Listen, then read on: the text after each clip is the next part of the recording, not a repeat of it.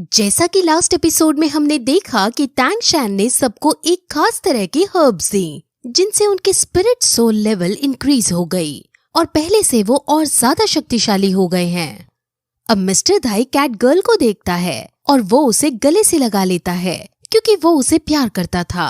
हालांकि cat girl मना नहीं करना चाहती थी, लेकिन तभी उसे फिर से मिस्टर दाई के अय्याशी वाले नेचर की याद आती है और वो उसे दूर हटने को कहती है।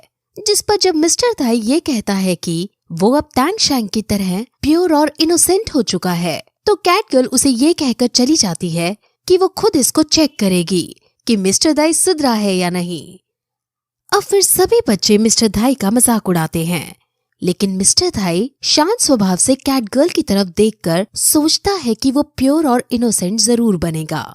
अब फिर वहाँ ग्रैंड मास्टर आते हैं जो टैंग शैंग से मिलते हैं और वो टैंग शैंग को जब ये बताते हैं कि टैंग शैंग के लाए हुए हर्ब्स से उन्होंने लेवल 30 को ब्रेक कर लिया है और वो अब आगे अपनी रैंक्स बढ़ा सकते हैं, तो टैंग शैंग बहुत खुश होता है क्योंकि ग्रैंड मास्टर जिस वजह से फाइट में कमजोर थे वो कमी अब पूरी हो चुकी है। लेकिन अब ग्रैंड मास्टर क्योंकि बुढ़े हो चुके हैं, इसलिए उनका मन रैंक्स बढ़ाने में नहीं है और बुढ़ा होने के बाद रैंक्स बढ़ाने की स्पीड भी धीरे हो जाती है, इसलिए वो अब भी थियोरेटिकल नॉलेज लेने का ही डिसाइड करते हैं। अब फिर टैंग शैंग सभी बच्चों के साथ घूमने लगता है, लेकिन तभी वहाँ एक मास्क मैन आकर उस पर अटैक कर देता है।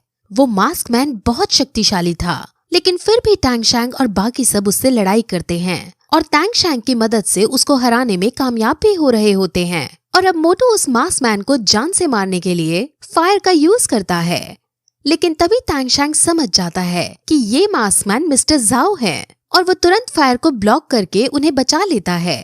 असल में मिस्टर जाओ उनकी बढ़ी हुई पावर्स को टेस्ट कर रहे थे और वो सबकी पावर्स को देखकर बहुत खुश होते हैं। हालांकि मिस्टर जाओ लीनियंट रहकर उन पर वार कर रहे थे, वरना मिस्टर जाओ भी बहुत ज्यादा शक्तिशाली इंसान है।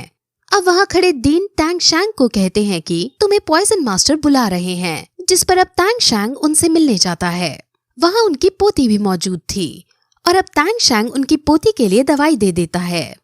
हालांकि पोती बहुत एरोगेंट थी और वो इस स्कूल को गंदा और टैंग शैंग को बुरा बताती है, लेकिन पॉइजन मास्टर अपनी ही पोती का मजाक उड़ाकर टैंग शैंग की खूबियां उसे बताते हैं, जिस पर उसकी पोती गुस्सा करने लगती है और कहती है कि इससे ज्यादा ताकतवर तो मैं हूँ और यकीन नहीं हो रहा तो अभी ये मुझसे लड़कर देख सकता है।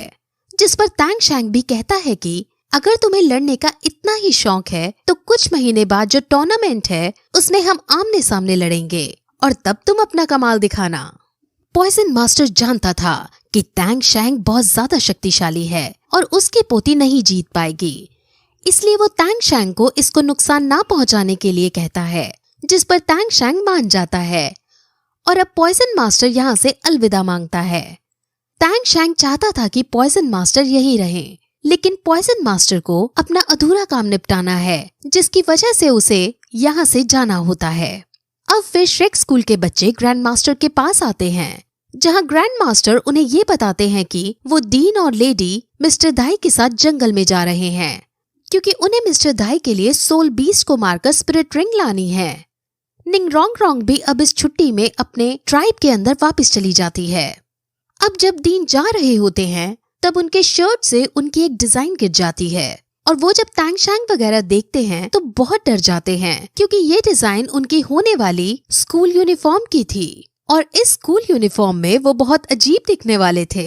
अब उनके जाने के बाद टैंग शैंग अपने दोस्तों से यहाँ के पढ़ाने की टेक्निक के बारे में पूछता है और अब वो अपनी पहली क्लास में जाते हैं, जहाँ टैंग शैंग और जीवू एक साथ एक बेंच पर जाकर बैठते हैं और आपस में हंसकर बातें करने लगते हैं। लेकिन तभी उनकी क्लास का सीनियर देख लेता है और क्योंकि वो जीवू को पसंद करता था, इसलिए वो टैंग शैंग के पास आकर उसे जीवू से दूर रहने को कहता है और बस इस बात पर उनके बीच बहस छिड़ जाती है और अब दोनों लड़ाई करने लगते हैं और इस लड़ाई में टैंग शैंग आसानी से इस लड़के को हरा देता है और उसका मजाक बनकर रह जाता है। वो गुस्से में फिर से टैंग शैंग को मारने के लिए आगे बढ़ता है, लेकिन वहाँ तभी टीचर आ जाते हैं, जिस वजह से अब वो टैंग शैंग को क्लास से बाहर मिलने को कहता है और फिर क्लास खत्म हो जाने के बाद वो दोनों ग्राउंड में जाकर फाइट करना शुरू करते हैं।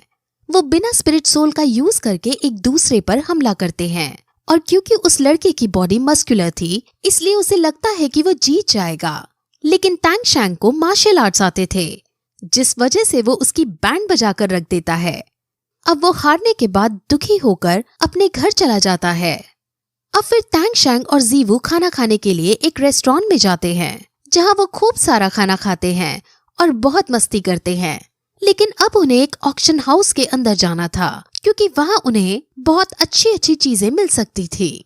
इसलिए अब वो दोनों वहीं जाते हैं लेकिन उन्हें बाहर ही रोक लिया जाता है क्योंकि वो ऑक्शन हाउस सिर्फ अमीरों के लिए था और उसमें टैंग शैंग जैसे बच्चे नहीं आ सकते थे।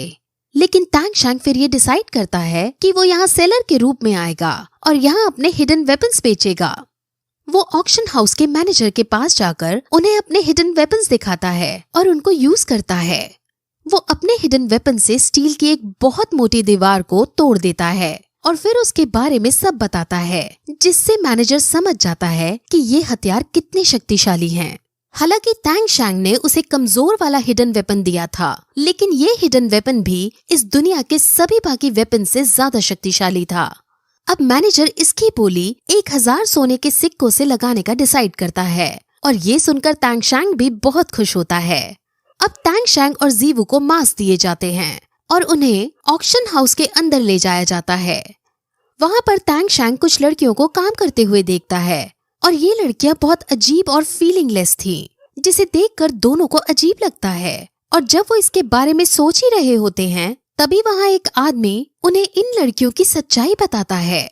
असल में यहाँ इन लड़कियों को ये इनकी यंग एज में ही ले आते हैं और इनसे तभी से काम करवाते हैं। ये इन लड़कियों के साथ गंदा व्यवहार भी करते हैं जिस वजह से इन लड़कियों के अंदर की भावनाएं, इनकी सोचने की शक्ति सब खत्म हो जाती हैं और ये एक कठपुतली की तरह यहाँ काम करती हैं। ये सब सुनकर टैंग शैंग और जीवू को बहुत गुस्सा आता है लेकिन वो कुछ नहीं कर सकते थे। अब वहाँ ऑक्शन हाउस के अंदर प्रोग्राम शुरू होता है और पहली बोली में वो एक लड़की को लाते हैं और उस लड़की की बोली लगाई जाती है। ये देखकर जीवू को बहुत गुस्सा आता है। वो लड़की एक कैट गर्ल थी और इससे अमीर लोग एंजॉय करना चाहते थे लेकिन टैंग शैंग और बाकी सब नहीं चाहते थे कि इसे कोई खरीदे। इसलिए वही आदमी जो उनको इस सब के बारे में बता रहा था वो इसे सबसे ज्यादा बोली लगाकर खरीद लेता है ताकि वो इस लड़की को फ्री कर सके। ये देखकर टैंग शैंग और जीवू को बहुत अच्छा लगता है। ये आदमी असल में निंगरोंग रोंग के फादर हैं और ये बहुत ज्यादा अमीर हैं लेकिन ये बात अभी टैंग शैंग को नहीं पता है। अब फिर अगली बोली लगाई जाती है जिसमें टैंग शैंग का हिडन वेपन बेचा जाता है और ये हिडन वेपन सबको बहुत पसंद आता है। और जब ये बात फादर को पता चलती है कि ये हिडन वेपन टैंग शैंग ने बनाया है तो वो बहुत शौक होता है और फिर वो ज्यादा बोली लगाकर इसे भी खरीद लेते हैं। उसने 10,000 सोने के सिक्कों की बोली लगाई थी और ये देखकर टैंग शैंग चौंक जाता है और फिर उन्हें इसके साथ साथ एक और वेपन देता है क्योंकि वो हिसाब बराबर का ही रखना चाहता था। फादर को ये अंकल स्वॉट कहकर पुकारता है और अब से मैं भी उन्हें अंकल स्वॉट ही कहूंगी। अब फिर टैंग शैंग और जीवू वापस स्कूल में आ जाते हैं और जैसे ही वो अंदर घुसते हैं वहाँ उस लड़के को देखते हैं जिसको उसने पीटा था। इस लड़के का नाम ताई लॉन्ग है। ताई लॉन्ग जब घर गया था तब उसके पापा ने उसकी चोट के निशान देखे और जब उन्हें ये पता चला कि उनका बेटा टैंग शैंग से पिटकर आया है तो उन्हें बहुत गुस्सा आया था और अब वो टैंग शैंग को पीटने यहाँ आया होता है। अब टैंग शैंग और उसके पापा लड़ाई करते हैं जिसमें फादर भारी पड़ रहे होते हैं और अब फिर दोनों अपनी अपनी सोल पावर का यूज करते हैं और एक दूसरे पर वार करते हैं। अब टैंग शैंग भी अपनी थर्ड स्पिरिट रिंग का यूज करके उन पर वार करता है और फिर उन पर हिडन वेपन का यूज करके उनको पॉइजन दे देता है जिससे अफेक्ट होकर फादर मरने की हालत में आ जाते हैं। ये देखकर ताई लॉन्ग को भी गुस्सा आ जाता है और वो टैंग शैंग पर हमला करने लगता है लेकिन टैंग शैंग उसे रोककर कहता है कि अगर तुम मुझसे लड़ोगे तो तुम्हारे फादर का जहर नहीं निकलेगा और वो मर जाएंगे। ये सुनकर ताई लॉन्ग पीछे हट जाता है और अब टैंग शैंग फादर के जहर को निकाल देता है जिसके बाद फादर और सन दोनों दुखी होकर घर लौट जाते हैं। वहीं निंगरोंग रोंग अब अपने फादर से मिलती है जो ऑक्शन हाउस से वापस आ चुके होते हैं।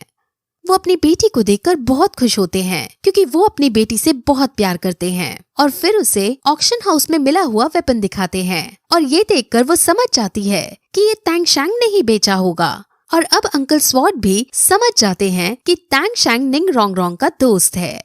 वो फिर स्कूल के बारे में बातचीत करते हैं और निंग रोंग रोंग ऑस्कर के बारे में सोचती है और शर्मा जाती है। और ये देखकर अंकल स्वॉट को लगता है कि ये टैंग शैंग के बारे में सोचकर शर्मा रही है, जिस वजह से वो निंग रोंग रोंग को टैंग शैंग से शादी करने को कहते हैं, जिस पर निंग रोंग रोंग शर्माने लगती है।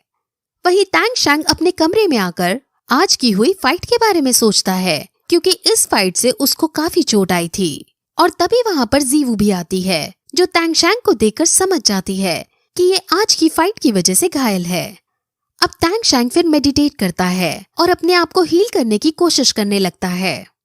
वही निंग रोंग रोंग अपने पापा से और भी बहुत सारी बातें करती है, जिसके अंदर वो उन्हें अब अपनी बढ़ी हुई लेवल्स दिखाती है, क्योंकि टैंग शैंग की दी हुई हर्ब्स की वजह से वो बहुत स्ट्रांग हो गई थी। ये सुनकर उसके पापा और उसके दादा बहुत खुश होते हैं। असल में निंग रोंग रोंग के पापा के बाद 7 लेवल का पगोड़ा है, जिस वजह से वो अपनी रैंक 70 से ज्यादा नहीं कर सकते हैं। लेकिन निंग रोंग रोंग के पास अब 9 लेवल का पगोड़ा आ चुका है और अब निंग रोंग रोंग 90 रैंक तक जा सकती है। और ये उसके पापा के लिए बहुत गर्व की बात थी। उन्हें खुशी होती है कि उनकी बेटी श्रेक स्कूल में गई, क्योंकि श्रेक स्कूल की वजह से ही ये सब मुमकिन हो पाया है। वहीं हम ताई लॉन्ग और उसके फादर को देखते हैं, जो इस हार के बाद दुखी थे। और अब ताई लॉन्ग अपने ग्रैंडफादर यानी अपने पापा के पास जाने का डिसाइड करता है। और फिर इस तरह ये एपिसोड यही खत्म हो जाता है।